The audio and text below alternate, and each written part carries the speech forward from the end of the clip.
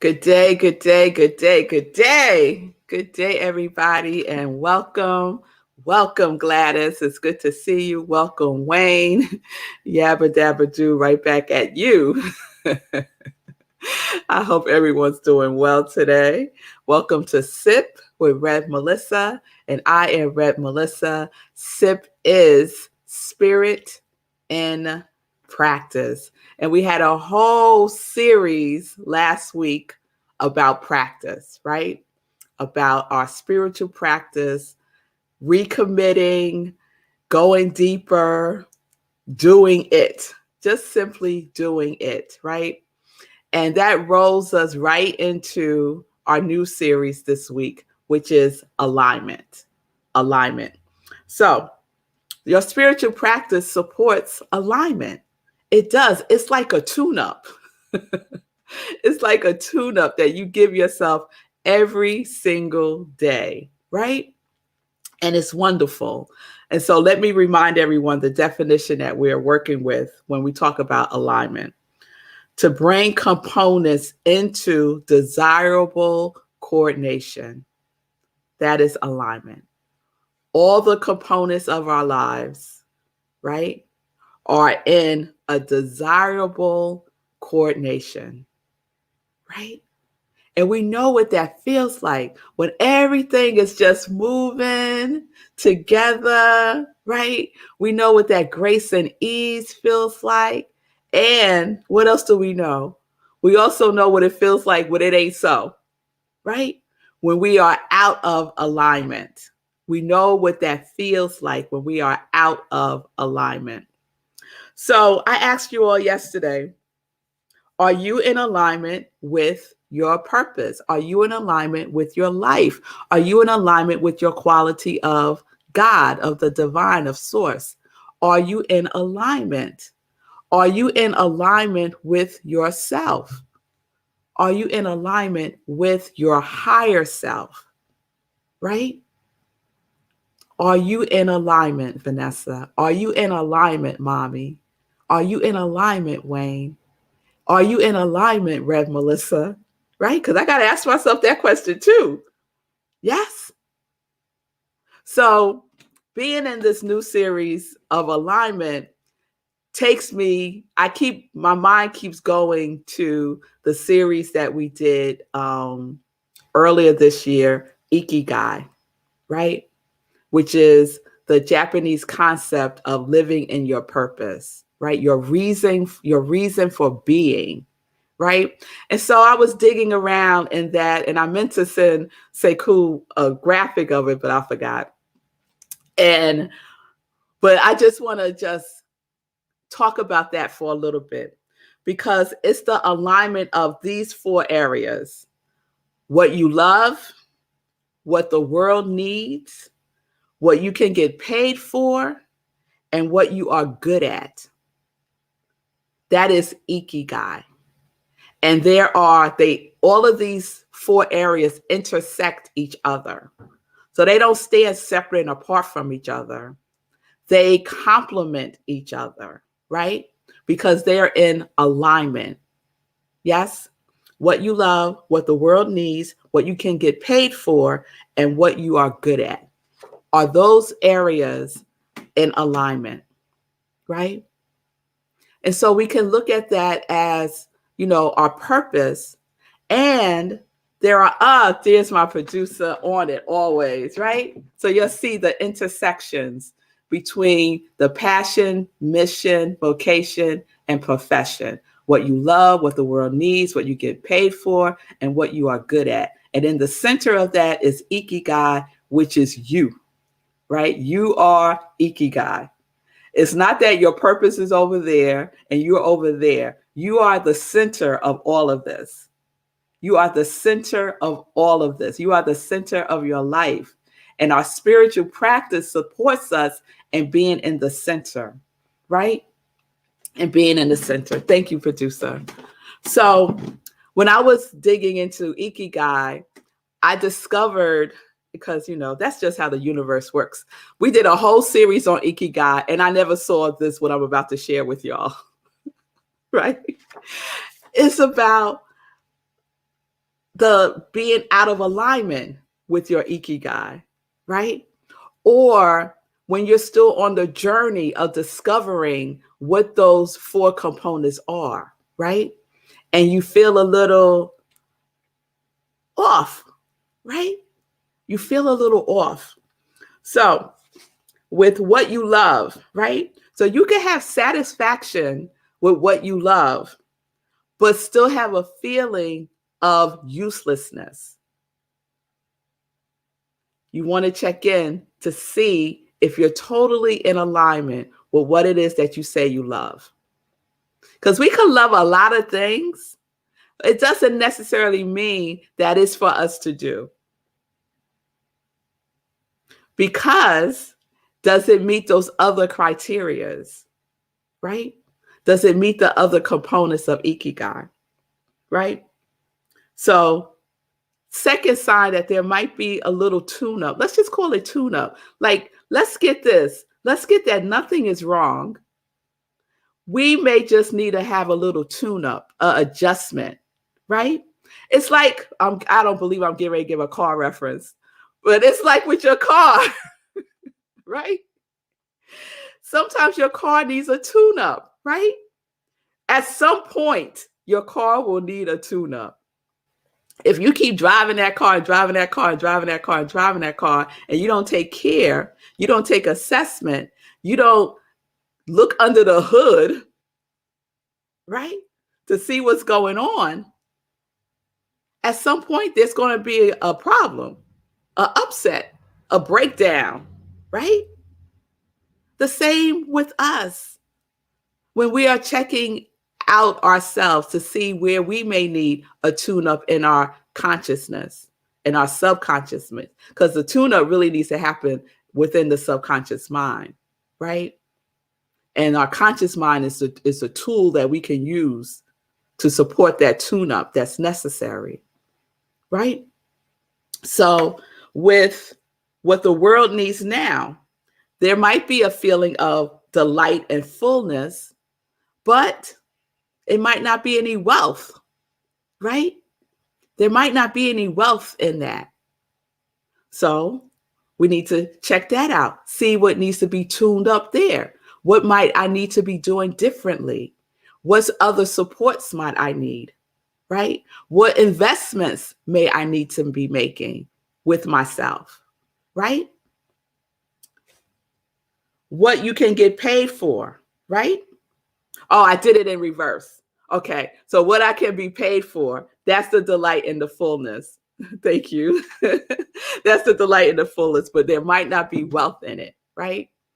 So the things that you love, you want to get paid for those. I'm sorry, you do. You do. You want to get paid for the things that you love to do, right? That's alignment. That is alignment. Now, I'm not saying chase after money. That is not what Rev Mel is saying.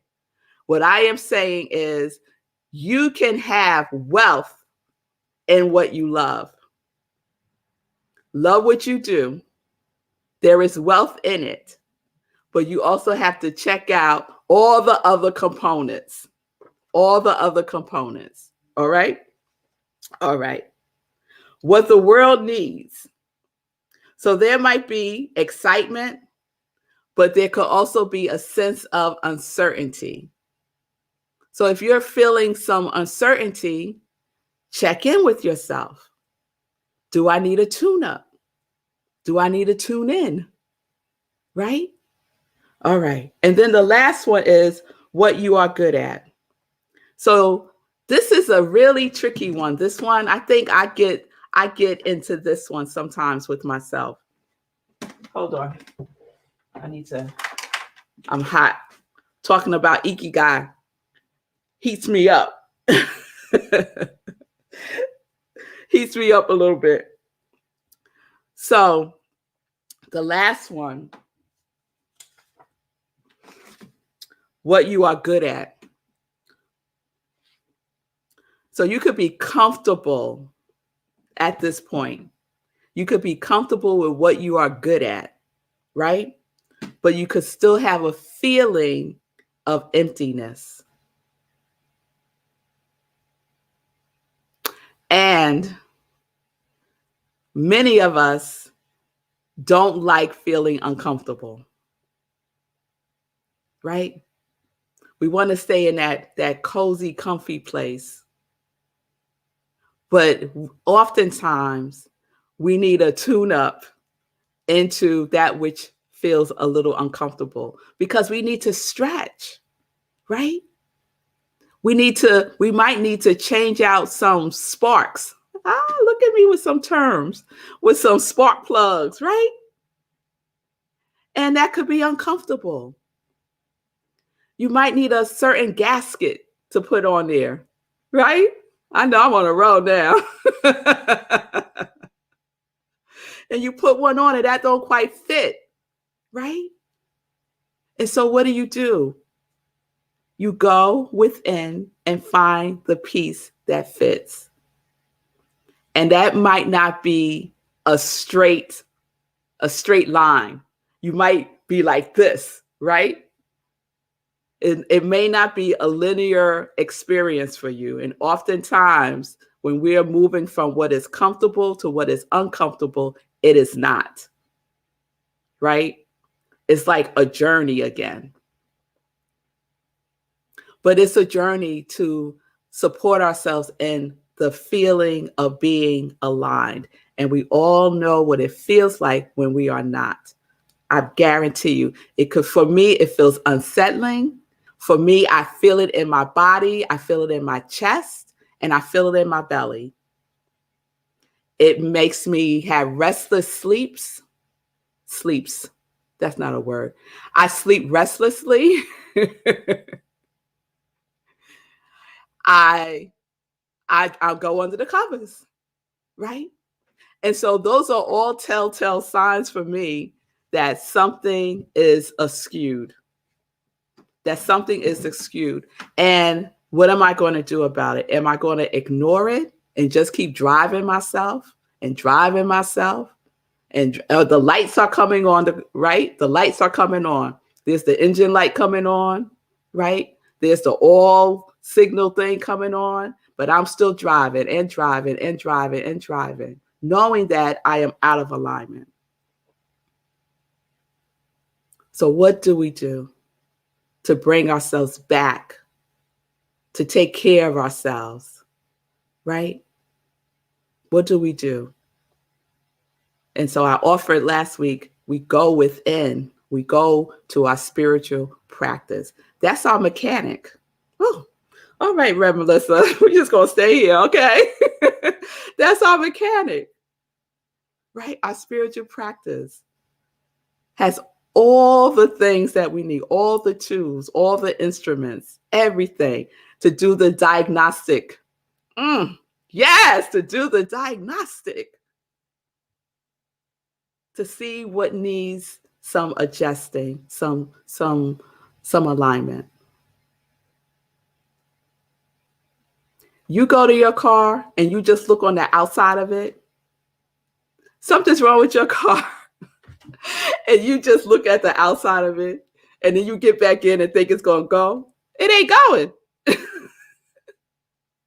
So it's the same thing with us. If you're just looking at the external and think your life is going to change, think that you're going to come into alignment, it ain't. I'm telling you right now so that you don't have to go on that journey. It's within. It's going within. It's spending time with yourself. It's making healthy choices for yourself. And it takes commitment. And it takes vigilance. Because it works. But you have to work with it. You have to work with yourself, right? By being patient and kind and gentle. If your car don't go, do you like kick it and beat it up? No, you don't do that. You might even start talking gently to the car. Oh, come on. Come on, baby. You can do this. Please turn on, right? You might say a prayer for the car. Oh, Lord. Right? Let's do that for ourselves. When we are in those moments of feeling like we're out of alignment. When we are out of alignment, when all those components of our lives are not coordinated the way that we desire it to be, we can do something about that. Not the outside world. We can be our own mechanic using our tools. Using our tools. All right. I see you, Margaretta. When I went through my list of things, Margaretta said, oh God, me too. All the same symptoms. Yes. Don't sleep well. Want to just be under the covers. Stuff in the chest and the belly. Yes. We all know what it is when we're out of alignment. Pay attention. Don't ignore it, because the symptoms will just get worse. It will just get worse. Because the universe is conspiring for us into our greatness, into our Ikigai, into our purpose, into our reason for being. All right? All right, y'all. So that's where we are today. Is it time for a tune-up? You could ask yourself that question today. Is it time for a tune-up? All right. All right, y'all. So I'm Melissa. I'm an ordained interfaith minister. I am a religious science practitioner, and I am a purpose coach. And I am the spiritual director, senior minister of Rockland Centers for Spiritual Living. And those components of my life are so aligned with each other. And I am so grateful for that alignment. And it has been a journey, y'all. It has been a journey. And I did a lot of tuning up, and I still do, because it's my spiritual practice.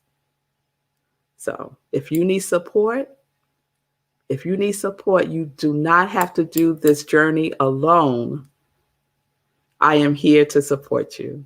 Just reach out. You can send me a DM, and we can set up some time to talk. All right, y'all. So we're living life in joy, connected to our yes. So let's get into some joy news. All right. So first things first, we are at Meditation with the Moon again. I just feel like we did that last week, but it's tomorrow. Meditation with the Moon is tomorrow. It is the full moon. And if you have been checking out the moon, it's giving us a preview of itself, right? But tomorrow is the full moon. We do this at 11 p.m. Eastern time. So whatever time zone you're on, make the adjustment and join us. Join us. We do it right here on New Thought Media Network, right where you're watching me now. And then afterwards, we go onto Zoom. We have an after party where we just share and fellowship with each other for a little while. The Meditation with the Moon is a full spiritual practice, So please come ready to do that with something to write with and write on. All right? All right.